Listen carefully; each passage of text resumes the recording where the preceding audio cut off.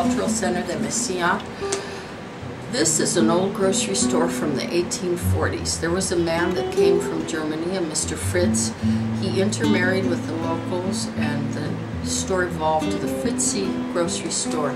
It closed about 22 years ago. Mr. Fritzy has retired, the former mayor of Mesilla.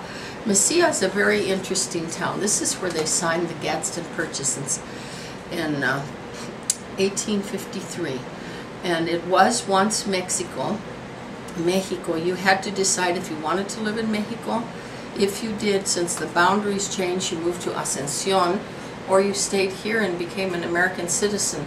So in a way, we're still in old Mexico. It has the wonderful feel and the energy of those days of Mexico. And this is the Cultural Center, bookstore, art gallery, the Barnes & Noble of this part of the world. Right now I'm going to read from a taco testimony. And this is a book about my mother, Denise Chávez. She was a teacher for 42 years and had the varicose veins to prove it. This is, she is 18 years old in this picture in El Polvo, the Dust, Texas. Later on, the name was changed to Redford, Texas. It was a land grant that my great-grandfather was given, and the men used to say, vamos al polvo, tenemos que ir al polvo, we have to go to the dust to work. And so the name stuck, it was El Polvo. And now it's Redford, Texas for Colonel Redford. My mother is in this hand-painted photograph at age 18. And I do have this wonderful ostrich, pink ostrich fan. So I'm going to read a poem called El Crujido de mis Huesos. That means the crackling, the creaking of my bones. A friend of mine from northern New Mexico, Esteban Arellano, I remember going to a poetry reading, and I love that line in Spanish, El Crujido, the creaking of my bones. And I decided to write a poem from his line, El Crujido de mis Huesos. And I showed it to my mother, who was my proofreader and always helped me out, kind of like Isabel Allende. Isabel Allende's proofreader is her mother. And so my mother was helping me and kind of going over a few points. And she loved the line too. And so this is her poem. El crujido de mis huesos lo ignoro por completo, porque aún sé soñar, sé añorar, sé amar. Lo ignoro por completo porque ya en lontananza percibo la luz, la esperanza de un mundo desconocido, anhelado, soñado. El crujido de mis huesos viejos, cansados, se ignora, se olvida, ya que es el pase ineludible a esa luz imán que se percibe ya en la distancia, que casi se busca, que casi se anhela, que ya casi se espera. I completely ignore the creaking of my bones because I know how to dream, how to mourn, how to love.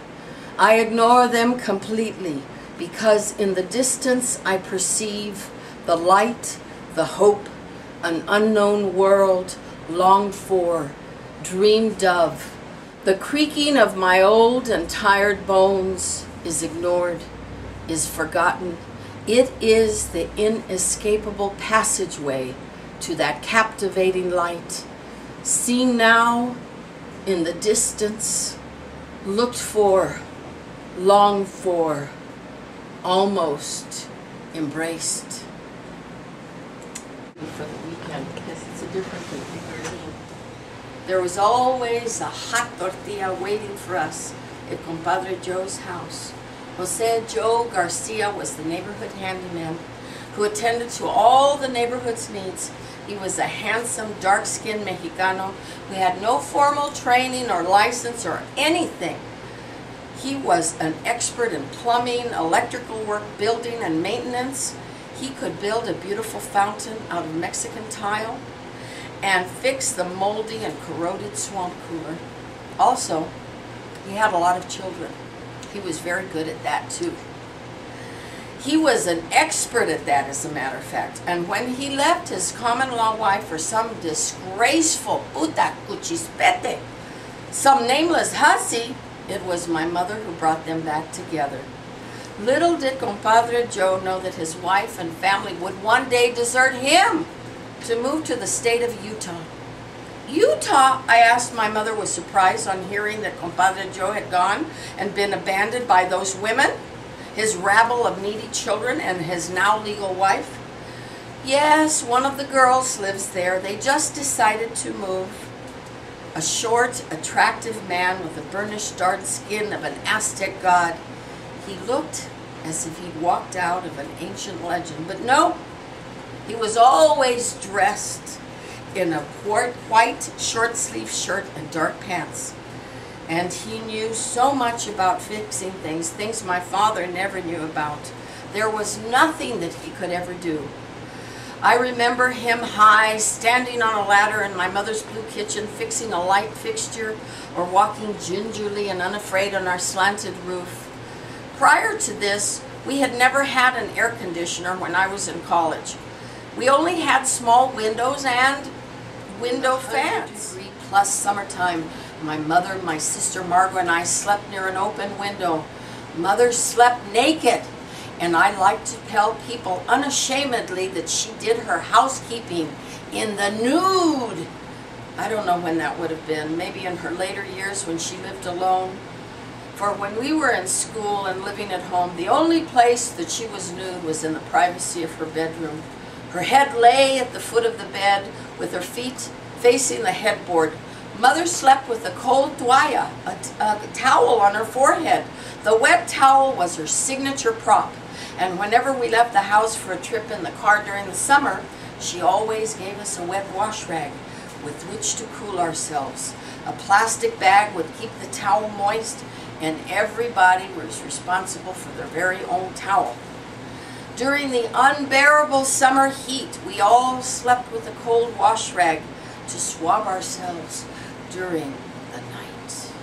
I was a steamy adolescent, and one morning my mother found me with that once wet wash rag between my legs. Ow!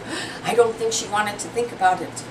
No, not that I was thinking about that. In those days, sex was remote and unthought of. Ay, ay, ay, but something had to be done, or so my mother imagined, to prevent any further problems. Mother lectured me, but not too much. What she did was worse. She made me sleep with her for a number of days, making sure that nothing happened with that once wet, now onerous little rag. It was a horrible time. I was embarrassed, especially since I didn't think, or I couldn't really remember if I'd really used the wash rag the way she thought I had. And if I had, what business of it was hers? Especially since she slept in the nude. I'd been asleep during the unspeakable act, maybe. If it happened, how could I be punished for something I honestly could not remember? And yet, there was something comforting about the whole episode.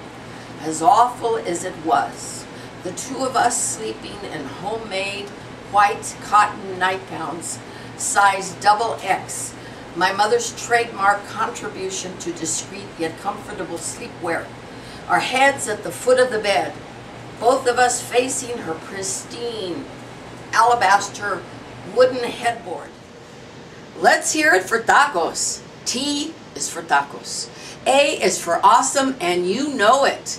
C is para la comida de mi gente, the food of my people. O is for órale. S is for ese. What does it spell? T-A-C-O-S. Tacos!